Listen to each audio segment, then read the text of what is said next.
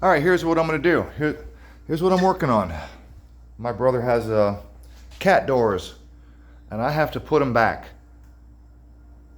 Make it look like nothing happened. And I got one more to do. I'm gonna show you exactly what I've done. First thing I did was I took one of these slats or planks of wood, like that guy right there, and I clamped it using my C-clamps. I just clamped it tight, and then I flipped it over and screwed it on tight. That way I don't need my clamps. And so I've got a flat surface and I can drop that into place. Actually, it's a little wet, don't touch. See the fingerprint. So what I'm gonna do here, and I'm gonna get a slat of wood, I'm gonna clamp it and screw it. Be right back. Okay, I chose what looks like the flattest slat. So what I'm gonna do now is I'm gonna get this under here, and I'm gonna get my clamps and we'll clamp it down. Okay, clamped. What we have here is a tiny little gap because of the floppiness, and I don't have a clamp over here. So I'm gonna flip it upside down and I'm gonna screw it tight. Screw, screw, screw, screw, and then put maybe one up here, and that way it's tight and flat all the way around. Okay. Make sure your screws, oops.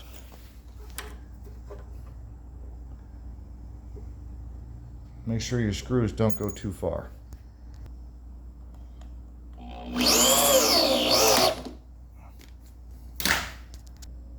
Okay, there we go.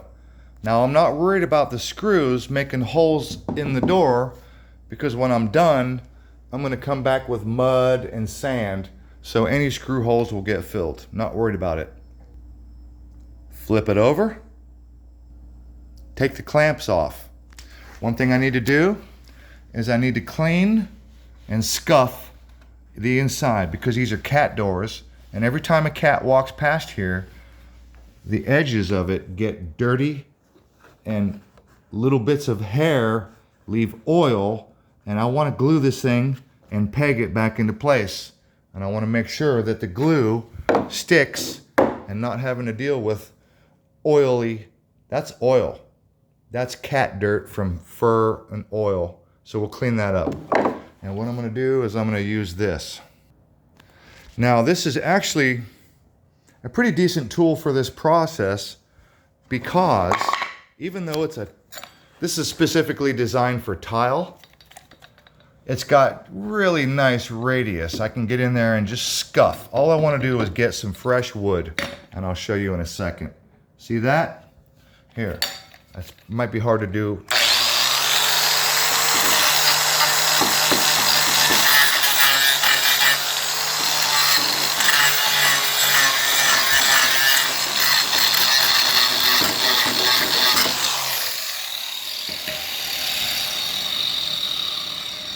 It doesn't matter if I gouge, because it's going to get filled with glue. All I want is to scuff the oils and the paints and get down to a little bit of wood. Okay, so now we're all properly scuffed. Break that paint surface, get down to a little bit of wood. Same way with my insert. Scuff the crap out of it.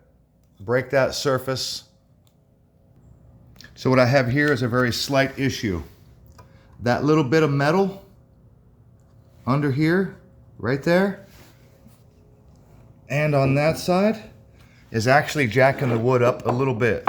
So when I drop this in, it feels really good up here, smooth and flat.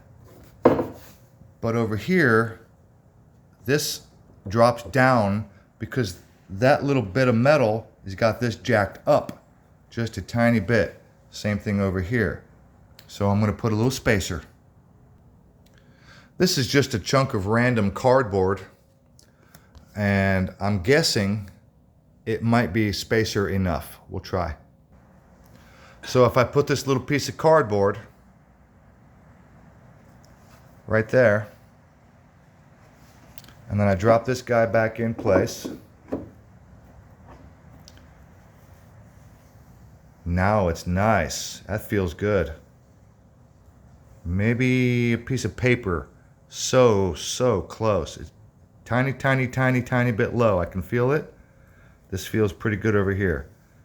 Super close. Okay, got it flush. Feels really nice.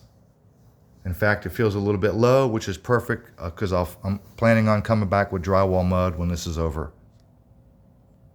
So what I'll do now is I'm going to take this guy, put him aside, and I'm going to take me a nice, decent sized nail, and I'm going to drive it in here.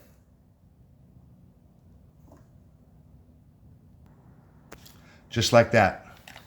Then I'm going to take this guy, and I'm going to cut this guy. I'm going to cut that nail on an angle, and then I'm going to cut it on an angle this way, and then I'm going to grind it top, and I'm going to use this little edge right there, and I'm going to get underneath of it, and I'm going to grind it from the bottom, and I'll try to turn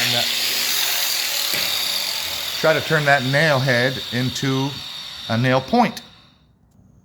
There's the nail head cut on an angle. And there it is after I've carved on it a couple of times, making it into a little nail point. And then what we're going to do is we'll put our spacer just to hold the rear end and jacked up, keep it square-ish. And we're going to line it up. And then I'm going to get some of my wedges. I've got a pack of wedges. Get some of these wedges. Right now, I'm just barely in there. I just got my wedges, just trying to hold it a little bit square. And we're gonna tap it because I got that nail. We're gonna tap into that pin. I wanna make sure that the front is not riding up. I should be doing this with my hand pushing down, but I'm trying to hold a phone, so I'll be right back. And there we go. Evenly spaced all the way around. Smooth on the bottom. Smooth. Maybe is that a little bit high? See, I can check that with the tool. Where did it go? Right here. If you're serious, you can check it, see how flat anything sticks up. Now what I want to do is I want to pin right there and right there. I'll show you in a second. So right now I've got this drill bit. Turns out it's almost exactly the right size for a pencil. So I'm going to use a pencil because I don't have dowels. 2 chunks of pencil. And I'm just going to scrape the paint. I'm just going to scrape the paint off of them. There you go. Now I'm going to drill 2 holes. Okay, I put 1 screw right there to hold this guy totally still so that I get right in the middle and drill.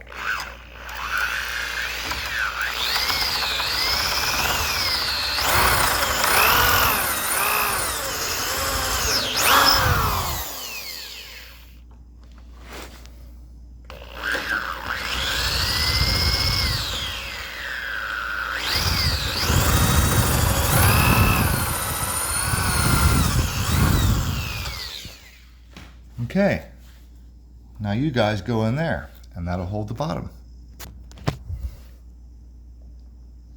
After injecting glue and wiping my peg, I'm going to tap that guy in place.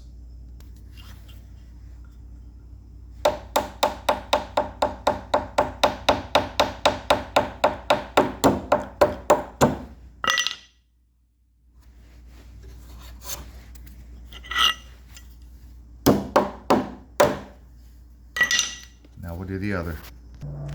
Now I can pull that and that and that. Because you're not going anywhere now. I got a metal pin and I got 2 wooden dowels. Now what I'm going to do is I'm going to stuff the cracks with glue and paint. And then when it's dry, I'll come back and I'll mud it, sand it, and paint it.